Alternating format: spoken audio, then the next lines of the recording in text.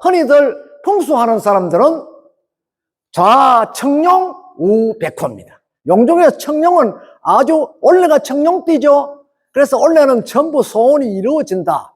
청룡을 마음먹으면 항상 성취한다는 그런 의미를 가지고 있습니다. 그래서 새해부터 많은 이 분야에 꿈꾸는 사람들이 활동을 많이 하죠. 그러나 정치권에서는 서로 다툰다고 용호상박입니다. 그래서 용과 호랑이가 있는 걸 용호상박이다 해야 서로가 갈라져서 경계를 두고 같이 존재한다는 것입니다. 그래서 권세가들은 용호를 쓰는데 용과 거북이는 앞에서 모두가 물이라 그랬지요. 큰 냇가가 흐르는데 그 냇가는 냇가에 물을 가지고 용이라 합니다. 또 비가 많이 오는 것도 용이다 이 것이죠. 아까 용은 최고의 존재라 했죠. 최고의 존재는 누굽니까? 왕입니다. 왕. 자, 비근한 예를 한번 들어봅시다. 왕이 앉아있는 의자는 이름이 뭡니까? 용상입니다. 용용자, 용상. 왕이 입는 옷은 뭡니까? 용포입니다. 심지어 왕이 슬퍼우든 기뻐우든 눈물을 흘리는 거 보면 뭐라고 합니까? 용루라 합니다. 그래서 용자가 전부 다 붙었다는 것이죠. 5년 전에 드라마에 용의 눈물이란 그 드라마 제목이 있었죠. 그걸 가지고 용루라 한다. 그러니까 용은 최고의 존재면서 그 존재는 실존합니까? 실존하지 않습니까? 용은 현실적으로 여러분들이 아무리 만날라 해도 만날 수 없는 그런 동물 중에 한 동물입니다. 그러나 여러분들이 용을 간절한 마음으로 만나고 싶으면 언제 만납니까? 꿈에만입니다. 꿈에도 용을 만난다 하면 용꿈을 꿨다 이렇게 이야기를 하거든요. 그래 용꿈은 최고의 꿈이겠죠. 그래서 애부터 용이라는 존재는 아주 신령스러운 존재로 이렇게 했는데 인간이 비록 상상의 동물로 만들었지만 그 이상의 최고의 동물의 존재는 없다는 것입니다. 그렇다면 고래등 같은 큰 집을 짓고 용마루에 양가에 그 침위에 용머리를 탁 달아난 건물이 어딨냐 하면 우리 대한민국 그 건물을 찾아볼 수 있는 곳이 사찰뿐입니다. 각 사찰에 가면은 모두 높은 건물이 있고 높은 건물의 제일 위쪽에 있는 걸 용마루다 이렇게 이야기합니다. 그래서 이런 건물을 지은 데는 제일 문제가 뭡니까? 목조 건물에 제일 상대적으로 그 문제점, 피해가 있다면 뭐에 의한 피해입니까? 예? 한번 정확하게 이야기해 주십시오. 네, 화재입니다. 그러니까 목재는 그 건물이 오래될수록 건조하기 때문에 불 붙으면 끌 수가 없어요. 특히 사찰의 건물의 목재는 단청이라 해서 기름하고 물감하고 섞어가 이렇게 색깔로 알록알록하면 멋지게 단장을 하잖아요. 그게 뒤에 가서는 또 불씨가 되는 거예요. 그래서 그런 화만을 피하도록 하기 위해서 어떻게 하느냐? 위에는 용자를 쓰고 밑에는 거북 구자로 쓴다. 상하로 전부 거북이가 있는데 물이 있는데 그 집이 불이 날 턱이 있나? 이건 이 글을 쓰는 사람이라든지 사찰의 건축주가 평생을 다해서 집을 하나 지었는데 그 염원은 영원히 갈 것이라는 생각에서 그런 글을 썼다는 것입니다. 비근한 예로 이러한 비보는 우리가 경복궁에 가도 보면 경복궁 중앙 문 앞에 주 계단 내려오는 데 보면 양가에 뭐가 붙었습니까? 이렇게 계단이 이래 돼서만 뚝뚝뚝 내려오는데 여 위에 계단 난간 위에다가 이 동물이 하나 이렇게 조각되어 있죠. 그 동물이 무엇입니까? 해태입니다. 네, 해태도 역시 물이라는 것입니다. 이 용의 분류는요, 용과 거북이와 해태 등등 용을 비유하는 그런 동물이 상상의 동물이 많이 있습니다. 거북이는 상상의 동물이 아니고 실제 동물이지만 해태도 상상의 동물입니다. 그래서 그런 것을 한다. 그러함으로 인해서 화마로부터 미리 비보가 된다. 어떤 재난을 방지할 수 있다 하는 것입니다. 한 예를 들면요, 여러분들이 아마 틈이 나면 가보신 적이 있는 것으로 압니다만, 경남 합천에 가면 합천 해인사라고 있습니다. 해인사 앞에 보면 높은 산이 있어요. 이 산이 매화산입니다. 매화산 정상에는 해마다 정월 보름날 이른 새벽에 매화산 정상에다가 조그마한 구덩이를 파서 단지를 묻습니다. 단지 속에 뭐가 들었나요? 뭐가? 1번 흙, 2번 자갈, 3번 소금. 네, 소금입니다. 소금은 뭡니까? 바로 물이라는 것입니다. 그래서 소금을 넣어놓음으로 인해서 이 아래 큰 바람을 화재로부터 피할 수 있도록 했다는 것입니다. 이것이 바로 우리 선조들의 지혜입니다. 이거는 풍수를 전공하는 사람은 이를 더 강조하고 제일 먼저 부각시키는 것이 이렇다는 것이죠. 영은 하늘로 올라가는 게 춘분입니다. 춘분의 성천에서 추분되면 인간 세상에 내려와서 그 강이나 하천에 산다는 것입니다. 그런데 용이 하늘을 가 있는데 용왕님 가고 기우제 지내도 아무 소용없어. 용이 하천에 와 있을 때 용왕님 비 오도록 해달라. 용은 비를 오도록 하는 존재거든요. 곧 그게 물이니까. 근데 그것도 알아가지고 이렇게 기도를 해야 된다는 것이죠. 여러분들 혹시 가물면 봄에 지내지 말고 추분 올 때까지 기다려야 됩니다. 기다릴 줄 알아야 되거든요. 세상에는 보완 안 되는 게 거의 없어. 거의 없어. 사람이 죽었다 못 살아나면 뒤에 가가 다른 건 다 되는데 사람이 죽었다 살아나는 건 아예 못 봤거든요. 여러분 봤습니까? 이야기는 있습니다. 뭐 3일 만에 부활했니, 뭐 며칠 만에 뭐 위했니 이런 이야기가 있는데 사람은 죽었다 태어날 수 없거든. 그러나 뭐를 만들어내 하면 환생이라는 걸 만들어내. 사람은 죽으면 다시 태어난다. 그대로 태어난다. 자, 이 환생의 의미가 두 가지가 있습니다.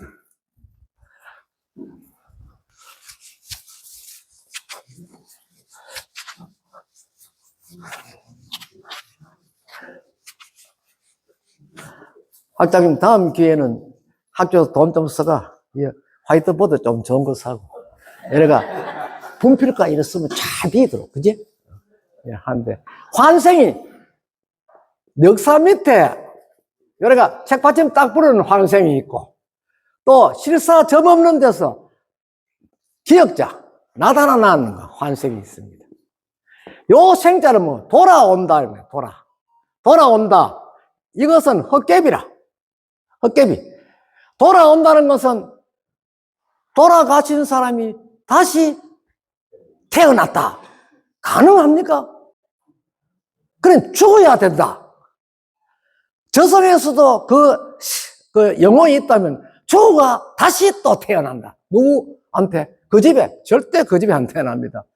여러분, 이 논리에 보면 여러분들은 혹 지금까지 사시면서 아내와 남편, 부부 관계에서 혹시 저녁에 심심하면 아내가 남편한테 시비 걸어가 남편 질 좀 드리려고 당신은 죽었다 다시 태어날 때 내하고 결혼할래? 이러면 남편이 난감하기라. 지금까지 고생하는 것도 한도 없는데 그게 난감하거든. 또 여자가 물어봐. 여자는 막답 바로 해봅니다. 내가 말로고 미쳤나? 이렇게 해보거든. 그런데 절대 그럴 필요가 없다는 것입니다. 왜? 여기에 환생에는 업이라 하는 게 있습니다. 업. 제가 설화 전공학자이기 때문에 저 재미난 이야기를 오늘 해드립니다. 왜? 우리 황관식 교수가 저한테 교수님 가급적이면 재미난 이야기를 많이 해달라. 그렇다고 제가 오늘 할 거는 이렇게 딱 보면 시간에 맞춰 하려고 이렇게 아침에 급해가요 제목 맞춰서 왔어요. 그런데 왜 그러냐? 업이 부부간에 남녀가 이렇게 있으면 남자의 업, 여자의 업, 둘이 다 남녀는 결혼해도 동상이몽이라 침대에 같이 자고 생각은 달라. 여러분 같은 사람이십니까? 자기 자녀가 잘 돼야 할 때는 동상동몽입니다. 그래 니하고 내하고 남녀관계 남편 저거 돈 있는데 저거는 좀 빨리 해가지고 옷 하나 사입어야 돼. 저거 요거는 이모이나 남자는 애끼 나가 요거 아들 줘야지. 요거는 생각이 틀려.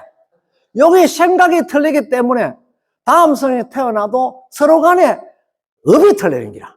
그래서 아무리 여러분들이 막 듣기 싫어도 여자가 이야기할 때는 여자가 당신 누구? 내가 당신이랑 다시 결혼해야지. 무슨 소리라? 난 당신 뿌이잖아.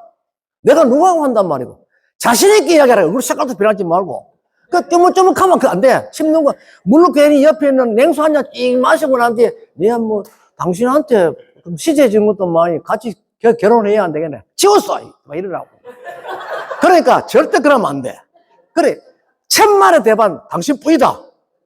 여자는 그 남자가 턱물이면 별것도 안 먹는다. 그거 뭐 생각해보면 모르겠는겨.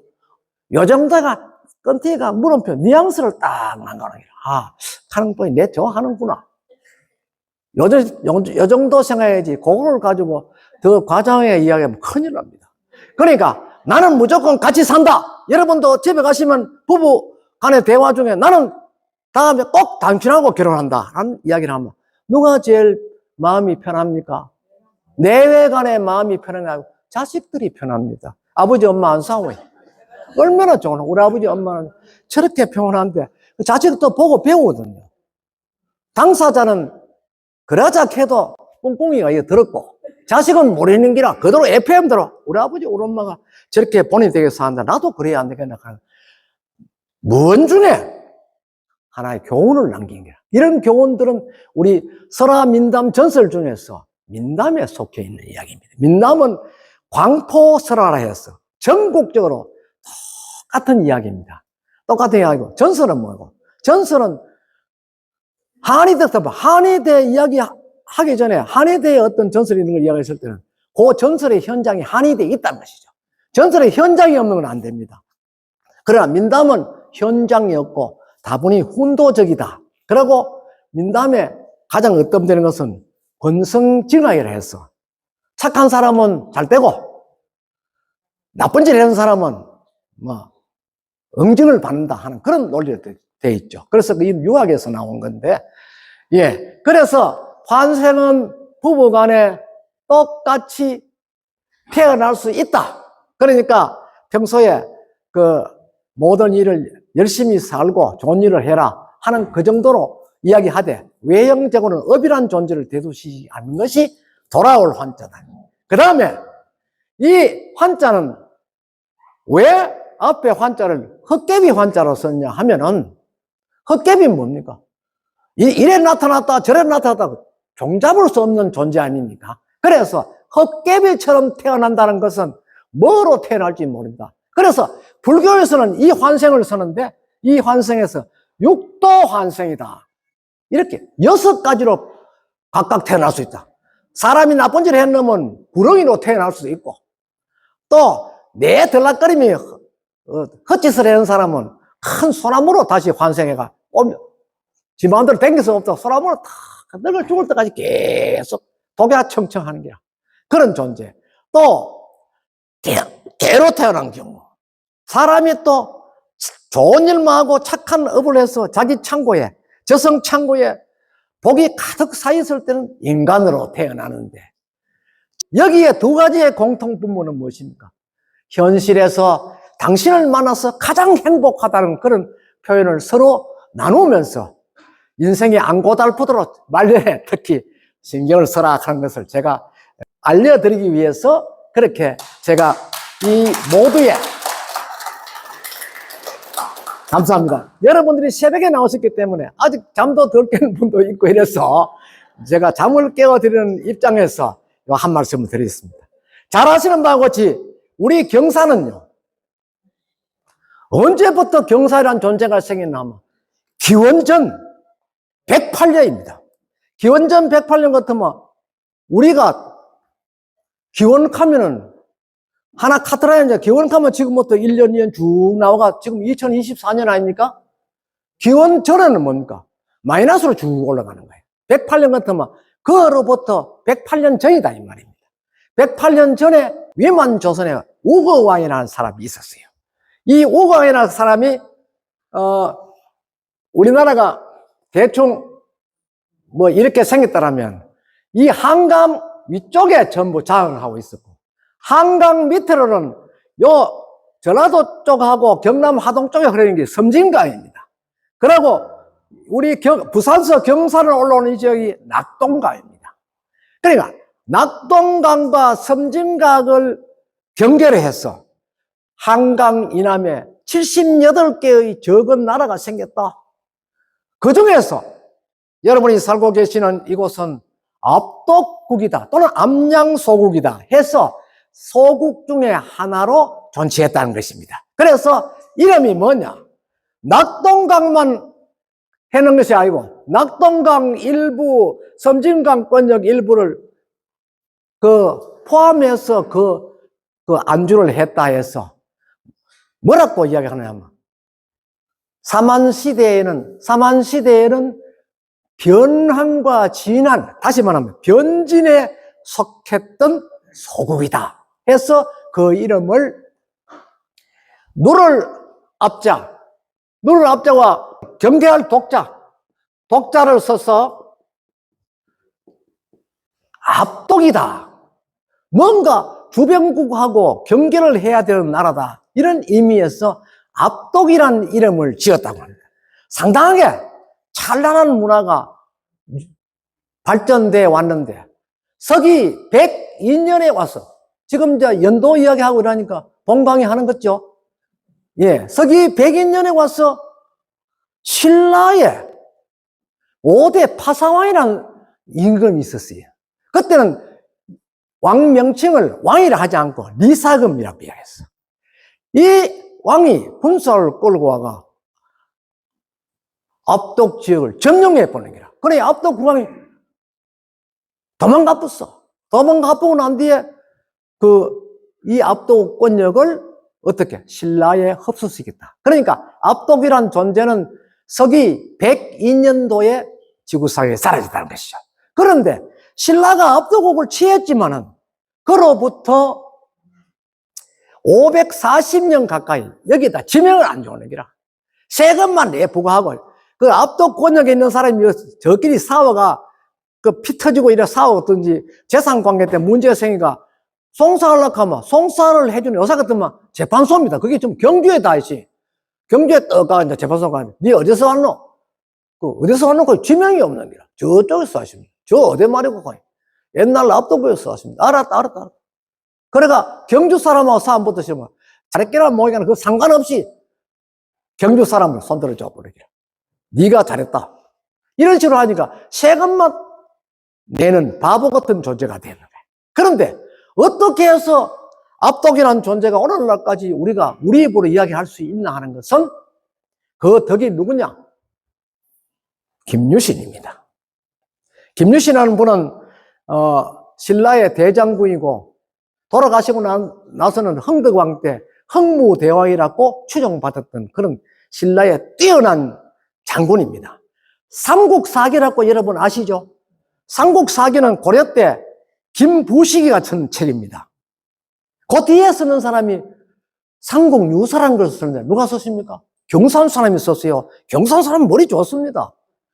그래서 삼국유사라 썼는데 김부식이가 쓰는 것보다 더 썼어. 삼국사기에는 뭘 맛을 하는가 하면 신라, 백제, 고구려 뿌이라. 그런데 훗날 삼국유사는 뭘 썼느냐 하면 신라, 고구려, 백제는 물론이고 가야가 서기 43년도부터 설립이 되어 있습니다. 옛날에 구야국이라고 했는데 그 나라가 생기가 부산 김해 또 전라도 일부 해안가에 권력을 만들었다는 것이죠. 초대 왕이 김수로 대왕입니다. 그리고 김수로 대왕과 같이 탄생한 6개 왕 중에서 5개 왕이 각각 성산가야, 뭐든 가야, 고령가야 이렇게 얘기하죠. 그렇게까지 많은 권력을 확보했다는 것이죠. 그런데 그런 기록, 우리가 아는 말갈은 지난번에 여러분 연속극에 보니까 강감찬이라는 사람이 나오는데 그 말갈족이 들어오고 이렇게 나오죠. 그 말갈, 그 다음 발해, 이와 같은 우리나라 역대의 우리 국가 주변국에서 기생해 있었던 그런 외래 국가지. 국가의 역사 형성도 적었다는 것이죠. 어디? 삼국유사. 그 삼국유사를 쓴 사람이 누굽니까? 이련스님입니다.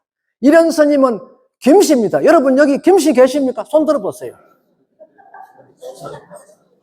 한 사람뿐이다. 아이고 참. 이 이련스님의 성이 김씨란 것이죠. 아버님 성함이 김은필이라는 선비입니다. 마을 훈장인데 이분이 찢어질 듯한 가난. 우리 역사 속에 훈장에 있는 사람 치고 밥 옳게 먹은 사람 없습니다. 학식은 있지만 전부 아침 먹고 나면 점심 걱정이고 보통 점심 걸러가 저녁 때 또 한 숟가락 물에 말아 먹고 오빠가 뭐 했다. 그런데 김은필 선생도 너무나 가난해서 아내 이씨와 같이 혼인은 했지만 자식을 빨리 놓을 수가 없었다. 자식 놓으면 당장 입에 풀칠을 모으니까. 그래 우연하다 보니 그 놓고 접다가 놓나. 그 낳는 사람이 이련스님인데 이련스님을 잉태하기 직전에 두 분이 똑같은 꿈을 꿨는데 저녁에 해를 끌어안는 겁니다. 해가 쑥 날아다녀요. 해라는 것이 또 대단한 존재 아닙니까? 해가 쑥 날아다녀요. 나도 품 안에 쑥 달아요. 그래 아침에 깨가 둘이가 내가 어제 신기한 꿈을 꿨습니다. 당신도 꿨나? 그래 당신부터 먼저 이야기 해보라. 둘이가 똑같이 꿨으면 똑같은 이야기를 했는 거야. 그로부터 아내가 임신을 해서 아들을 낳았는데 그 아들 이름을 뭐라고 썼는가 하면 성은 김씨요. 이름은 볼견자입니다. 볼견자. 날일하고 달월이 있는 달인과 행지 구비를 확실히 명확하게 뭐하니까 밝은 것을 봤다. 밝은 달과 해를 봤다 해서 그 이름을 김견명이다 이렇게 지었는데 이 김견명은 1206년에 경살에서 태어났습니다. 그래서 이분이 14살 때 스님이 되었는데 스님이 되자마자 고려시대의 스님들만 보는 과거에 장원급제를 했는 분입니다. 그로서 이분의 법포가 견명에서 뭐로 바뀌었나?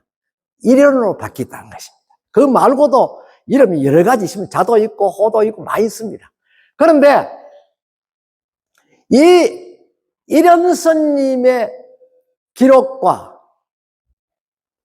삼국사기의 기록에서는 일연스님은 김유신에 대해서 한 장 반만 써놨어요. 그러면 삼국사기는 김유신 책 전부 60% 써놨죠. 여러분 삼국사기를 한번 읽어보세요. 보면 거의 다 김유신입니다. 김유신만 어느 왕 때 김유신, 어느 왕 때 김유신이 나오다가 권태가는 그것도 부족했는지 열전 삼국사기 제41권 열전에 보면은 김유신 상, 중, 하편을 해서 논아가지고 상중하에서 일대기 탄생 때부터 돌아가실 때까지의 행적을 전부 거기에 적어놨습니다. 왜 그랬을까요? 근데 김보식이가 고려 사람인데도 불구하고 어떻게 신라의 일을 그렇게 소상히 알고 적었을까요? 그런데 여러 가지 미스터리가 있습니다. 하지만 우리 역사학계에서는요, 삼국유사보다 삼국사기를 더 우선해주고, 삼국사기가 이거는 정사다, 삼국유사는 야사다 이렇게 이야기하거든요. 그러니 그만큼 조선시대에 와서는 억불숙류 때문에 선임을 깔보는 그런 현상이 있었다. 그렇게 해서 아마 그런 표현이 있지 않나 하는데, 우리는 일상생활에서 역사 공부를 할 때는 더 소상한 삼국유사에 대해서 관심이 더 있다고 저는 감히 말씀드릴 수가 있습니다. 그래서 김유신이라는 존재는 신라 당시는 그만큼 큰 인물인데, 이 김유신이 왜 경산하고 인간이 있을까요? 540년 동안 이곳엔 지명이 없었는데 어느 날 갑자기 선덕이왕이 구압도국 지역을 뭐라고 하냐면 암양주다 이렇게 명명해야 됩니다. 암양주라고 명명하고는 주가 있으면 우두머리가 있어야 안 됩니까? 그 우두머리로 김유신을 군주로 임명을 해가 보냈습니다. 왜 가야계일에 있는 김유신을 신라가 최고의 장군으로 해서 암양군주로 보냈을까요? 그 이유는 아주 단순합니다. 서기 642년에 경주에서, 다시 말하면 신라에서 최관문성이, 그때는 대처가 됐던 지역이 고구려보다는 백제였습니다. 백제가 그때만 해도 신라의 성을 40개 여성을 빼들어가 신라성을 적으로 만들어버렸어요. 그러니 신라는 위축되어 있었는데 그 시점에 의자왕의 명령에 의해서, 의자왕 2년입니다. 명령에 의해서 윤충이하고 성충 이런 몇 장수를 보내서, 군사 1만을 들고 보내서 합천 소재지인데 보면 대야성이라는 성이 있습니다. 이 대야성은 신라의 남쪽에 있는 가장 첫 성이요. 남아있는 성 중에서는 가장 관문성이다. 만약 대야성이 무너지면 이내 경주 신라 도성이 바로 함락된다. 이렇게 신라인들은 믿어왔다는 것입니다. 그런데 대야성이 백제에 의해서 함락이 됐고, 함락이 되고 나니 이 머리 아프잖아요. 그래서 백제 함락되고는 백제는 곧 또 신라 금성, 신라에 있는 금성이 주성인데 주성에 있는 그 백성들이 불안해했는 거야. 그래서 자꾸 그냥 놔두느냐 그럴 때 제안하는 게 김유신을 좀 활용해라. 또 김유신하고 그 인연이 있는 사람이 김춘추입니다. 후대 와서 태종 무일왕이 됐던 사람. 그분이 남매간이 됐잖아요. 그죠? 김유신의 여동생을 김춘추 부인으로 이렇게 드리게 해서 결국은 남매간이 되는데, 김춘추가 태종 무일왕으로 28대 등극을 하고는 그 문이라는 사람이 문명왕후라 해서 신라 태종 무일왕의 왕비가 되었던 것입니다. 그러니까 권력이 대단하죠. 그렇게 했을 때 김유신하고 같이 삼국 통일의 꿈을 본격적으로 다지기 시작했다는 것입니다. 그런데 그때 대야성에서 성주로 있었던 사람이 누구냐 하면 김춘추, 훗날 태종 무일왕이 되었던 김춘추의 사위입니다. 사위라고 해서 김품석이라 했죠. 그 김품석의 아내가 누구냐면 고타소라고 태종 무일왕의 첫 번째 딸입니다. 그 딸이 윤청 장군에 의해서 수급이 베어졌는 거예요. 목마 땅에 떨어졌는데 이 목을 보자기에 사서 전리품으로 의자왕에게 갖다 줬는데, 의자왕이 거기서 몸서리를 치면서 보자기를 왜 했냐, 자기 방에 올라서면 대돌하는 게 있죠. 이 촌에서 뭐라 하는 건 모르겠다면 대돌 그거를 드러내고 대돌 밑에다가 그 자른 머리를 그 밑에 묻어놓고 아침 저녁으로 자러 들어가고 아침에 집무하러 나올 때마다 그놈을 밟으면서 일을 가르는 거예요. 왜 그랬을까요? 백제 왕이 관산성 전투라는 곳에서 전투를 하는데, 저 가야에서 귀화해는 가야의 마지막 왕이 구해왕인데, 구해왕의 둘째 아들이 김무력 장군입니다. 김무력 장군의 아들이 김서연 장군이고, 김서연 장군의 아들이 김유신입니다. 그 김무력 장군을 귀화를 하니까 신라에서는 벼슬을 줬는 거예요.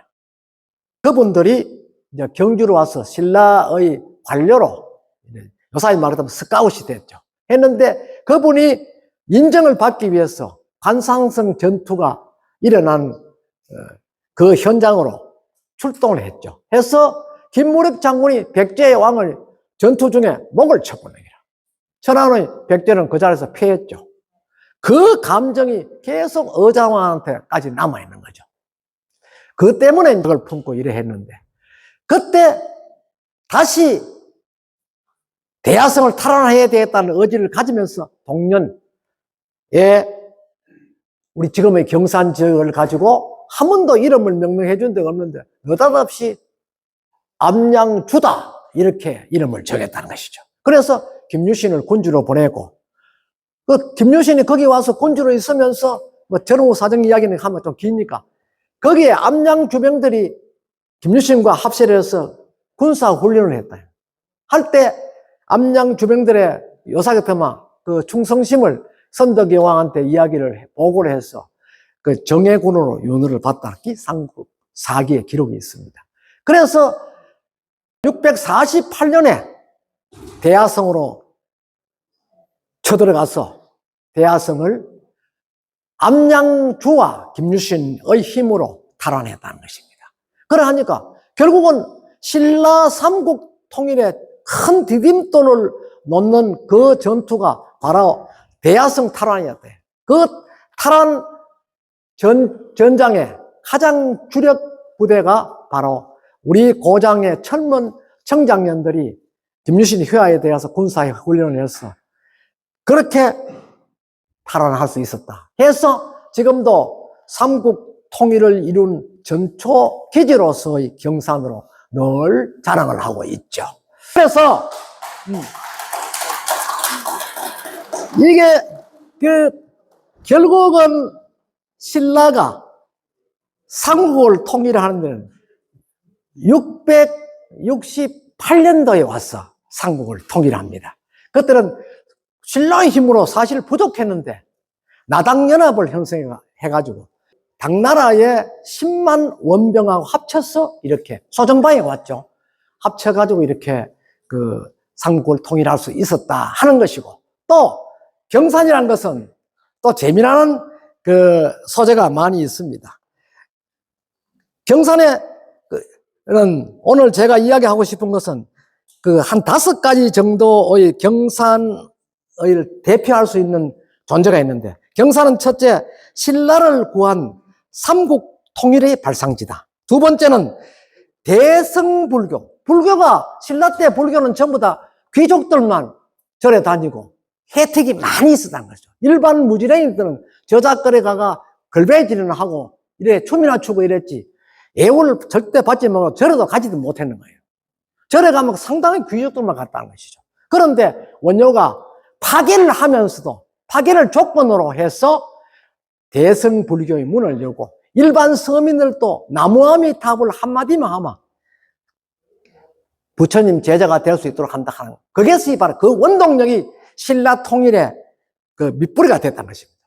원효대사가 신라 삼국 간의 전쟁을 할 때 원효대사는 전장터마다 그들 그 주력부대와 같이 다니면서 군사 자문을 해주었다 하는 것이 태종무일왕조의 기록이 있습니다. 그리고 세 번째는 나라가 위기에 처했을 때는 우국충정, 나라를 위해서 목숨을 바쳐야 되겠다는 그런 충성심이 있었던 그런 발상지다. 그 다음에 네 번째는 이 경산의 정신적 원동력이 뭐냐 하면 바로 제가 오늘 위로 가지 마라. 제가 오늘 들고 왔는 이 책입니다. 경산시 효율 정려각, 이 밑에가 글자가 효자입니다. 그죠? 이걸 경산 지역의 효자, 효부, 연려의 행각을 기록해 놓은 책입니다. 여기에 보면 경산에는 효자, 효부가 남다른 곳이다. 이 효자, 효부의 고장이, 효행의 고장이란 이러한 그 밑바탕이 곧 경산이 훌륭한 성인도 나타나고 또 경산이 어떠한 재난에도 피해 나갈 수 있었다는 것입니다.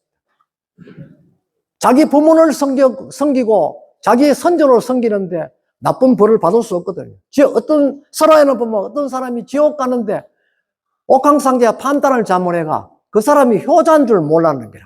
그래가 다시 불러내가지고 인간 세상을 보내가지고 그로부터 60년간을 더 살다 오도록 했다 하는 그런 설화도 있습니다.